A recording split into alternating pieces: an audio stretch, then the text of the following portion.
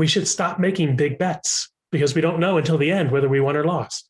We should be like a poker player, make a lot of small bets, learn about the table, and then finally, when we really understand it, then we can push all in and win the bet.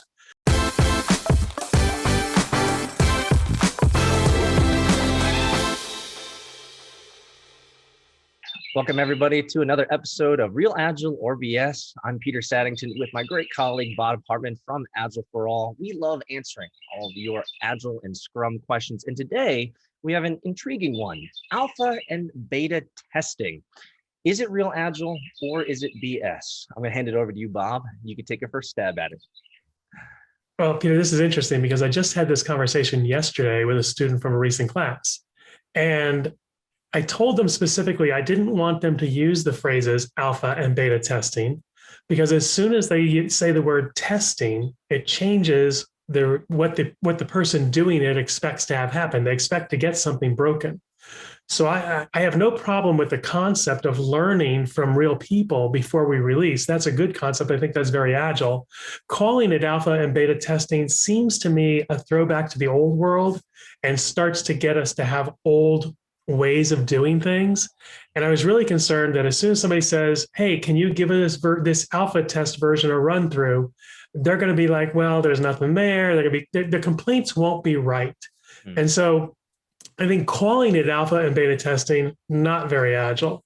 I think doing it in a way that you use it for learning, very agile. So I think it's one of those where the wording might just get in our way. What do you think?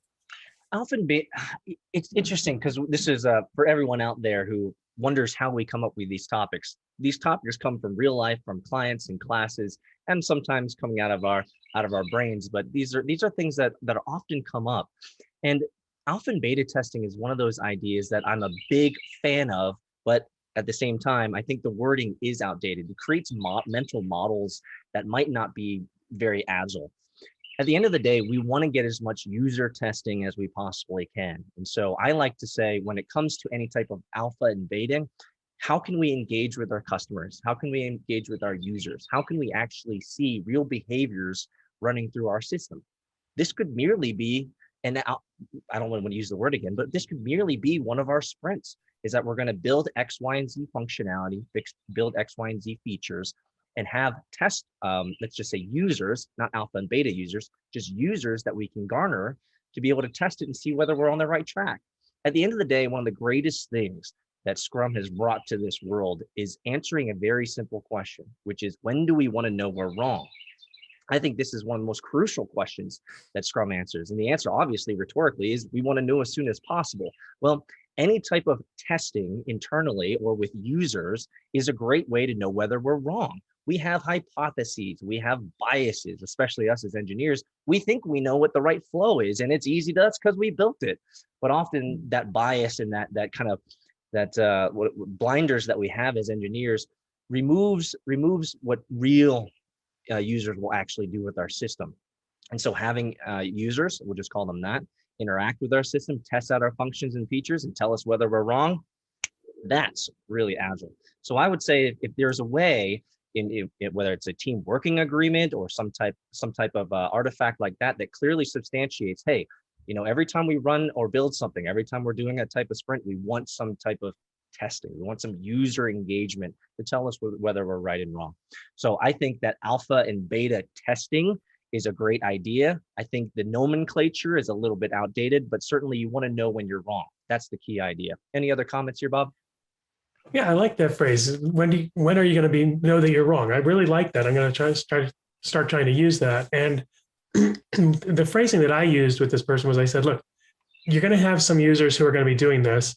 Don't call them alpha and beta testers. Call them early adopters. Give them some special designation where they understand they're helping you steer towards the future, because that's a completely different mindset than, oh, I'm testing whether it's broken, right? And alpha and beta test, really, most people think I'm testing if it's working and it's broken, not testing as to, does it do the right thing? Because that to me is much more important than whether it's broken or not. Our definition of done takes care of broken, but we can't take care of, we misunderstood the requirement. And that's where this level of stuff comes into play. And I'm going to push a book that I read recently by a person I never thought I'd read a book by, Annie Duke, professional poker player. She retired playing professional poker and wrote a book called Thinking in Bets. One of the best books I've ever read about decision making in business. Her premise is we should stop making big bets because we don't know until the end whether we won or lost. We should be like a poker player, make a lot of small bets, learn about the table, and then finally, when we really understand it, then we can push all in and win the bet. So I look at all this that we're trying to do. When do you want to know you're wrong? Well, I'd rather know I'm wrong in a whole lot of little chunks up front than do it all and find out I'm wrong at the end. So I think the concepts we're talking about are all wonderful. We need to work on the nomenclature and we need to work on the biases and expectations of the people doing it so that they can do it in the right frame of mind. Absolutely. And I wrote this, it's Annie Duke, right? Annie Duke. Annie Duke. Yep. Awesome. I wrote this note down and I don't want to belabor the point, but and I'm surprised that I hadn't communicated this to you earlier, Bob, but that question is literally the most important question that I bring to my classes and to my clients at a certain juncture point in time in the class. But it really is, I believe, at the heart of Scrum. When do you want to know you're wrong? It's so rhetorical, right? You can ask anyone, your colleagues, your cohorts, your manager, your boss, your vendors, your contractors, your consultant. Ask anybody in your company, when do you want to know you're wrong? And they'll look at you and say, obviously, I want to know as soon as possible. Well, then great. We have a framework for that. It's called Scrum, which allows us to know quickly whether we're wrong, our hypotheses, our functions, our features, what we think the users are going to enjoy.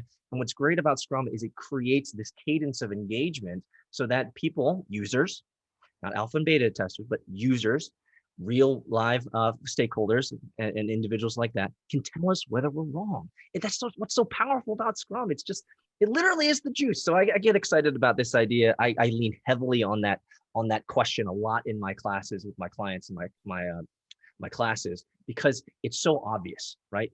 Everyone wants to know when they're wrong fast. Scrum, frankly, is the best framework for doing so. So yeah, I guess I've always looked at the question a little bit differently. I've always thought, I like the way you're putting it. I've always looked at it as how often do we want to know we're right, which is kind of the reverse of that same question.